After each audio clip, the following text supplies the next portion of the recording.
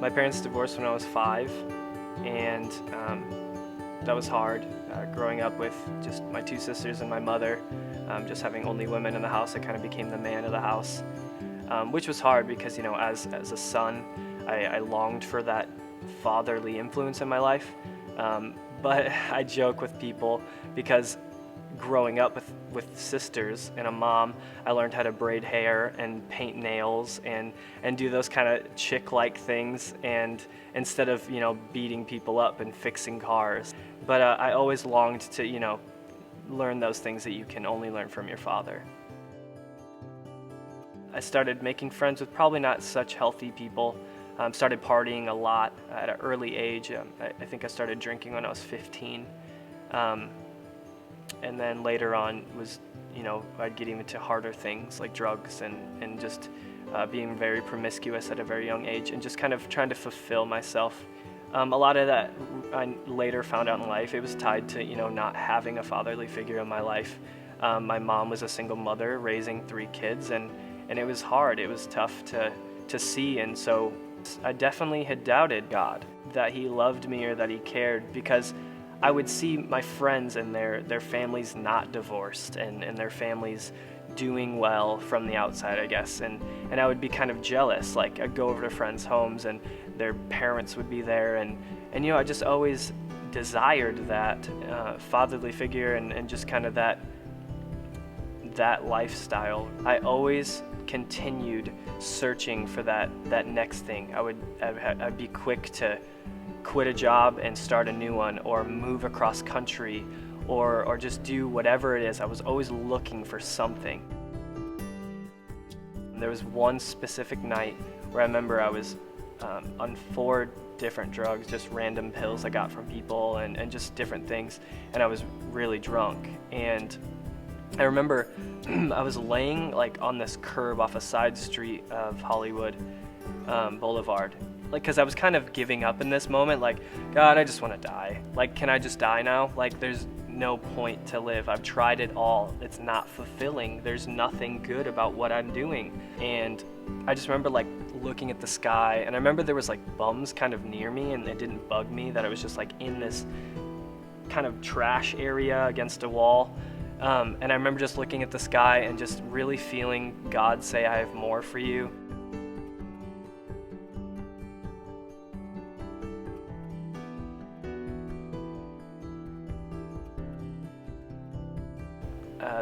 The pastor was speaking that morning about a Christian life. There's some people that will go all the way up to the line, but they'll keep a couple things to themselves, so they're not fully invested and fully stepping over. Some Christians that would step 1 foot over the line, but I'm not fully going to go over there with you, God, because I want to keep this addiction, or I want to keep this stuff in my life, but you can have everything else. And that really spoke to me. To put that in perspective, to tape a line on the ground and really just step over it, what happens when you do that. I was like, okay, all right, God, I'm gonna step over the whole line today. Let's do it.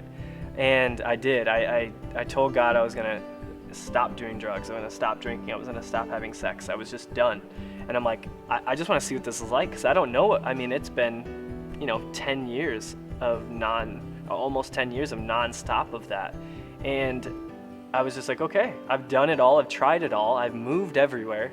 I've tried to fulfill myself in every kind of way of the world, and it didn't do anything but make me sad and depressed. I was laying down on this floor, and I was singing and just playing guitar. And I just remember talking to him and praying. And I just remember him saying, I'm your father. And I was like, you're my father. And it was a realization. And I was like, oh my gosh, I have a father that loves me. And I just broke down. I started bawling, and I just accepted him as that. And it was just kind of weird to call him father.